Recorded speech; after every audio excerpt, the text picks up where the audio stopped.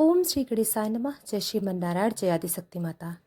दोस्तों, आज हमारे साथ श्री दुर्गा सप्तशती तीसरा अध्याय श्रवण करेंगे। तो आइए कथा को प्रारंभ करते हैं।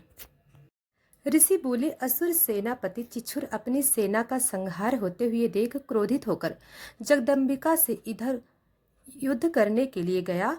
वह असुर युद्ध में भगवती के ऊपर इस प्रकार बाणों की वर्षा करने लगा मानो सुमेरु पर्वत पर मेघ जल बरसता हो।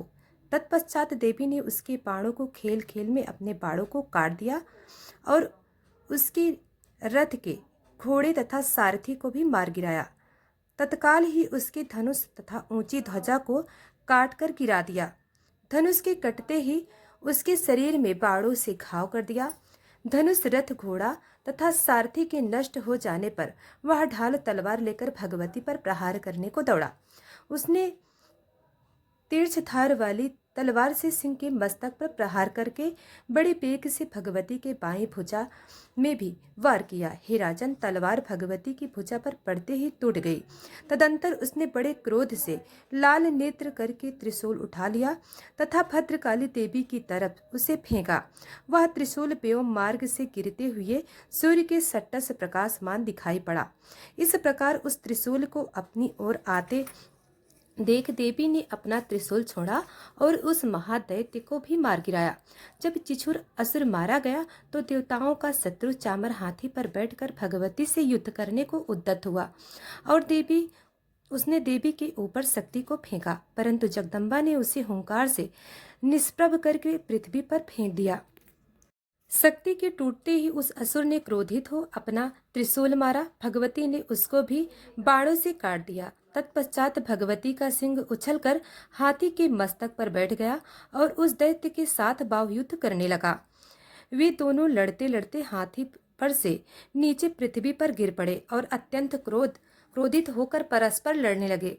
फिर सिंह ने बड़े वेग से आकाश की तरफ उछलकर चामर को थापड़ मार कर उसका सिर शरीर से पृथक कर दिया और देवी ने उदग्र को शिला, वृक्ष आदि से मार दिया तथा दांतों और मुक्कों की मार से कराल की मार दिया। तत्पश्चात भगवती ने क्रोधित हो उद्दत दैत्य को गदा से मार दिया। बिंदी पाल से वास्कल तथा गंधक और ताम्र को बाणों से मार दिया।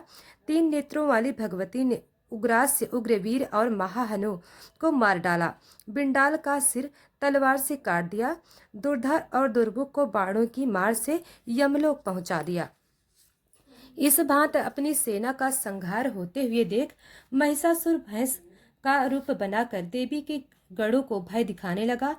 किन्हीं को थोथुन से प्रहार करके, कुछ को खुरों से, कुछ को पूंछ की फटकार से, कुछ को सींगों की टक्कर से चोट मारने लगा। किसी को तेज दौड़कर, किसी को गर्जना करके, किसी को चक्कर देकर तथा किसी किसी को श्वास की वायु से पृथ्वी पर पटकने लगा। इस तरह देवी के गणों की सेना के गिरते ही महिषासुर देवी को मारने को दौड़ा तो भगवती ने उस पर क्रोध किया। फिर वह बलवान महिषासुर भी क्रोध करता हुआ धरती को विदीर्ण करने लगा तथा ऊंचे ऊंचे पहाड़ों को सींगों से फेंकता हुआ गरजने लगा। उसकी पीठ से दौड़ने से पृथ्वी फिरने लगी तथा पूंछ की फटकार से सागर का जल चारों तरफ फैलने लगा। सींगों की चोट से मेघों के खंड खंड हो गए तथा श्वास की वायु से उड़े हुए सैकड़ों पर्वत आकाश से नीचे गिरने लगे। इस प्रकार क्रोध युक्त उस महिषासुर को आते हुए देख चंडिका देवी ने उसको मारने के लिए क्रोध किया और भगवती ने पासा को फेंका। वह असुर उस पासे में बंध गया। पासा में बनते ही उसने अपना भैंसे का रूप त्याग दिया और सिंह का रूप धारण कर लिया। जैसे ही भगवती सिर काटना चाहती थी कि वैसे ही असुर तलवार लिए मनुष्य का रूप हो गया। तब भगवती ने बाणों की वर्षा करके ढाल तलवार सहित उसके मनुष्य को रूप को काट दिया। तब वह हाथी के रूप में उत्पन्न हो गया और भगवती के सिंह को अपनी सूंड से खींच खींच कर गर्जने लगा। भगवती ने तलवार से उसकी सूंड को काट दिया। तदंतर वह महिषासुर फिर भैंसे का रूप धारण कर वैलोक में सभी चराचर मात्र से को पहले की तरह कष्ट देने लगा। तब तो चंडिका देवी क्रोधित हो सुरापान करने लगी और लाल लाल नेत्र कर हंसने लगी। बलबीर के अहंकार के कारण वह महिषासुर भयंकर गर्जना करता हुआ सींगों से चंडिका देवी की ओर पहाड़ों को फेंकने लगा। फिर देवी अपने बाड़ों से उन पर्वतों को चूर्ण करती हुई लड़खड़ाते वचनों में बोली। देवी ने कहा, ओ मूढ़, मैं जब तक सुरापान करती रहूंगी तब तक तू क्षण भर के लिए गरज ले। मैं तुझे अभी यहीं मारूंगी, तब यहाँ देवता गर्जना करेंगे। ऋषि बोले। देवी इतना कह उस महाअसुर के ऊपर चढ़ गई और अपने पांव से दबाकर उसे त्रिशूल से मारने लगी।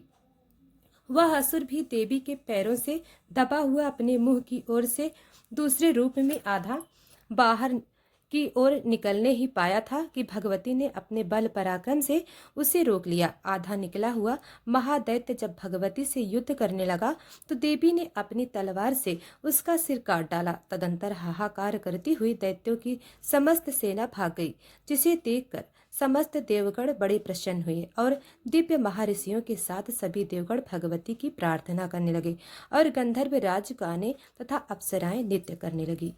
इति श्री मार्कंडेय पुराण के देवी महात्म्य के महिषासुर वध नामक तीसरा अध्याय समाप्त। दोस्तों, अब हम कल सुनाएंगे चौथा अध्याय। तो वीडियो को लाइक सब्सक्राइब अभी तक नहीं किया है तो अभी कर लें। धन्यवाद।